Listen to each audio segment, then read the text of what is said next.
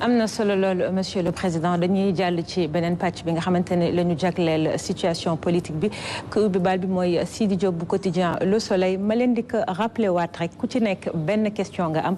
bu sa tour jotee ngeen respecté loolu comme ça waxtaan bi gën a jëm kanam. jërëjëf Mariama monsieur le président souvent en opposition dafa xaw a jafe toujours ci en Afrique au Sénégal ak en tout cas dëkk yu ñu wër. Et je pense que loolu Pastef rek jaar-jaaram ci opposition bi misaal la ci. avant Pastef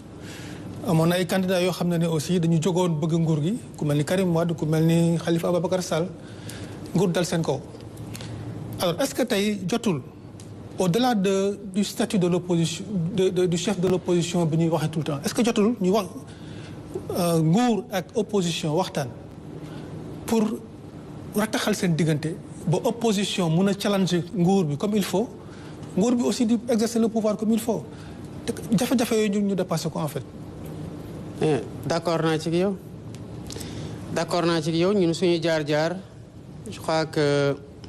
xam nañu ne jafe-jafe yi opposition di am ci dëkku Afrique yi man nag xam naa ne bu dee man rek galgaluñ duñ fi galgal benn. opposant boo xam ne dañ koy galgal parce que dañuy bañ mu compétir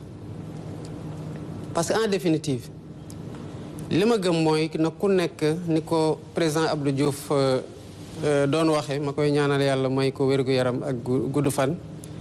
jàkka jaa ngi noonu ku ne na noot bu ñu ko waxee depuis multipartisme intégral ba tey foog naa ne Sénégal li fi nekk ci ay parti politique kenn xamul nu mu toll récemment ci élection législative yi fi ñu waroon mën a defee ci waxtaan kese une économie de 7 milliards defuñu ko lu tax parce que parti politique yu bari liste yu bari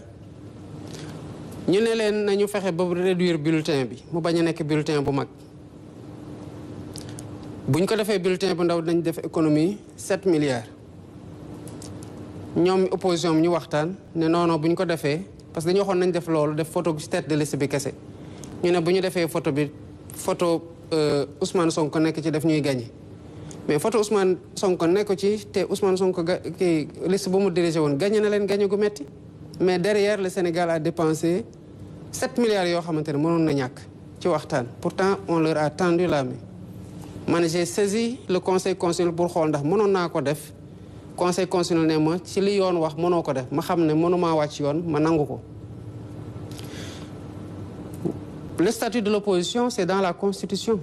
nii waroon na fekk loi am bu yàgg parce que 2016 la ba tey léegi mu def fukki at yoo xamante ne constitution wax na statut de l'opposition am ñi fi nekkoon teguñu ko defar nañu terme de référence su dialogue journée du dialogue national bii ñëw tey mooy le 4 avril journée dialogue national c'est le 28 mai lan moo tax ñu def terme de référence yi dès à présent dama wax ministère de l'intérieur xool leen lan mooy sujet de discussion yi nga xamante ne parti politique yi ak société civile yàgg nañ coo waxtaan te amuñu ci ay consensus yu fort maanaam luy andi toute cette énergie négative ci ay tiraillement ay complot ak leneen loo xamante ne ñu ngi koy defalante ci langue politique bi donte nag c'est pas un jeu d'enfant de cœur la politique mais war na am un gentleman agreement boo xamante ne ci entre sénégalais war nañ ci tënku ñun ñëpp ñu defar un projet de terme de référence ma jox ko au pôle juridique de la présidence qui sont mes conseillers ñu am luñ ci yokk ñu jox ko au pôle politique ñu am luñ ci yokk ñu delloowaat ko ministère ma ne ko jëlal terme de référence yi dès le début avril nga jox ko à tous les acteurs ñu amandé ko ñi nga xamante ne amuñu ci amendement nañu def seen contribution répondre la ñi ci am amendement ñu def seen contribution yokk ci amendement yi def contribution ci amendement yi ñu jox leen weer pour que dans la préparation organisation travaux yi parce que boo daree dajale politiciens ngi ni mu leen xamee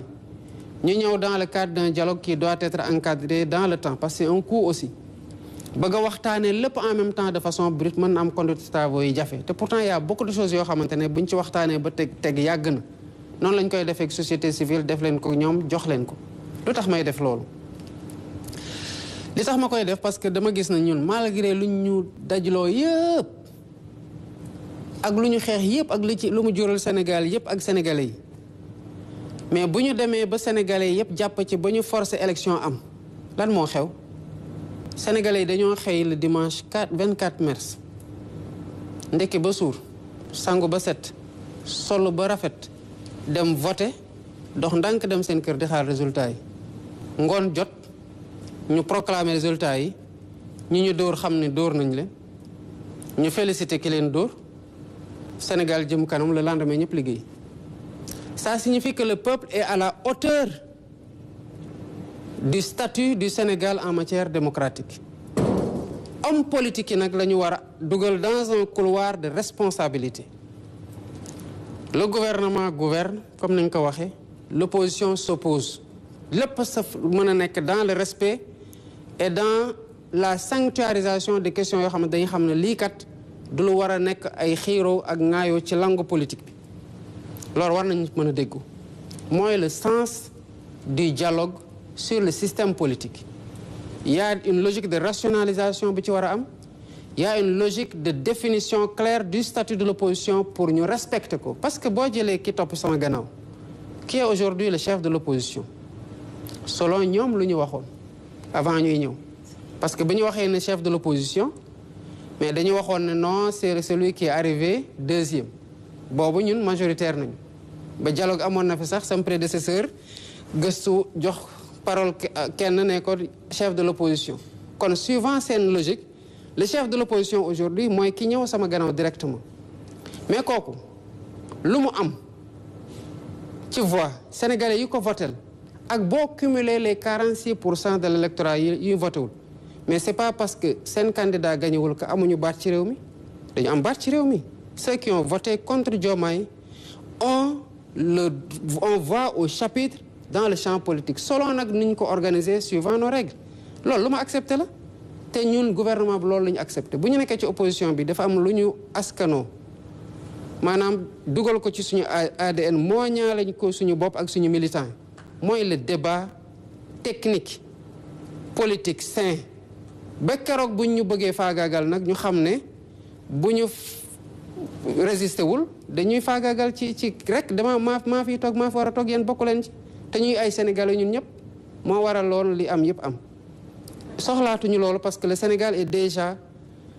subir na lu bari ci contre ko ci loolu mais alhamdulilah le peuple a été à la hauteur def na lu mu war a def ba fu mu toll nii woy wiñ ci am mooy woy gu rafet nañ ko sàmm te c'est le sens du dialogue auquel j'appelle le 28 mai am yaakaar que acteurs dinañ ci répondre sans suspicion avec le même niveau de responsabilité bi ñu leen ciy woowee. am na solo loolu monsieur le président toujours ci wàllum politique bi ma bàyyi Mohamed Diallo bu Senweb mu poser question s'il vous plaît.